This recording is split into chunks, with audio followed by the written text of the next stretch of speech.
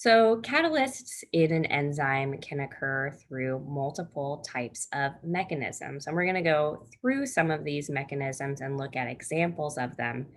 And generally, I want you to be able to understand or recognize these types of catalysis within an enzyme. So again, enzymes can use one of these or even a combination of these types of catalysis. One main one you see is acid-base catalysis, which is just simply giving or taking a proton. So you have some substrate, for example, that has a proton on it, and your enzyme is going to take this proton, leaving the substrate with a negative charge, for example. And this can continue on to do other reactions. So again, you can help catalyze a reaction, speed up a reaction by using this acid-base type of catalysis. Another type of catalysis is called covalent catalysis. This helps to change reaction paths mainly by, again, holding in place or stabilizing a part of the reaction. So you might have an enzyme that has some amino acid in it that then forms a covalent bond with your substrate. Again, this is a full covalent bond locking that substrate in place. This can help participate in the reaction and also help with just holding a particular chemical within the enzyme during the reaction to help catalyze it. Another type of catalysis is metal ion catalysis. This is also sometimes called electrostatic catalysis. This is using things like charge and ionic bonds to help catalyze a reaction or to help in a redox reaction. This is shifting in reduction or oxidation. These usually use metals. So these are a special type of enzyme catalysis where you have a protein that has a metal in it, and that metal ion is helping with the catalysis.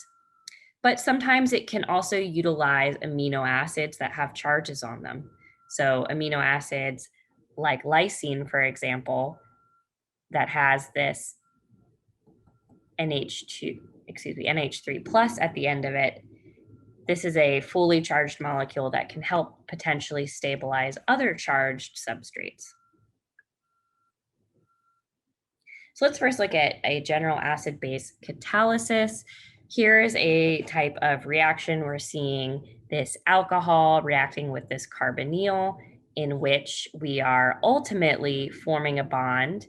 You can see between this oxygen that is going to form a covalent bond into the carbon of the carbonyl. And in doing this, this proton that is highlighted in pink is being removed. So without a catalyst, the unstable intermediate, which is this here, this is the intermediate in which we formed the bond, but we have a charge on the oxygen and we still have that proton. The oxygen is actually making 3 bonds, which is not in its stable state. So this unstable intermediate is going to break down, of course, rapidly. It is unstable, and then form the product. So the proton will transfer either to or from an water in the presence of proton donors or acceptors to increase the rate of reaction. So of course, we're going to be using something like water, as you can see here, or a base to take on that proton. Alternatively, you could use some base or acid, again, to react in a way to remove that proton and fulfill our final product.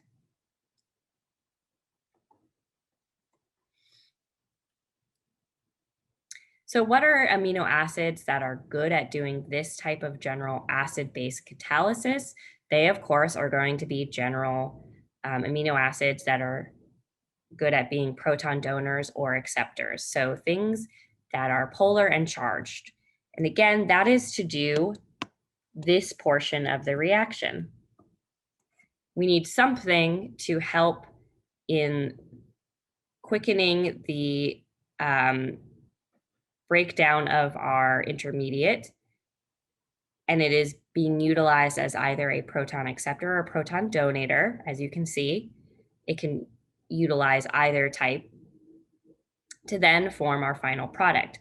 Acid-base catalysis is reliant on having these molecules around to shift those protons in order to fully either make our product or cleave products. And again, the amino acids in an enzyme that are going to be perfect for this type of reaction are things that are charged and polar. So things that have available protons or have available proton acceptor areas, charged or polar areas that can accept a proton within the enzyme.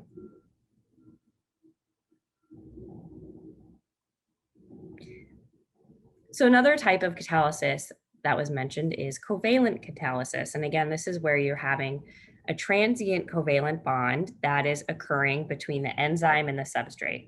So you have your enzyme with some amino acid that is forming a bond with your substrate, a covalent bond, right? So you can imagine in a type of reaction pathway, and I think these are actually backwards. This would be the uncatalyzed reaction, and this is the idea of what the catalyzed reaction is.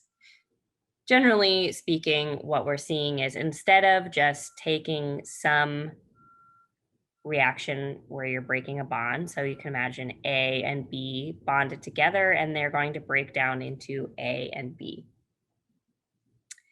We can help stabilize part of that breakdown by first temporarily binding A to a part of our enzyme, which we're calling X.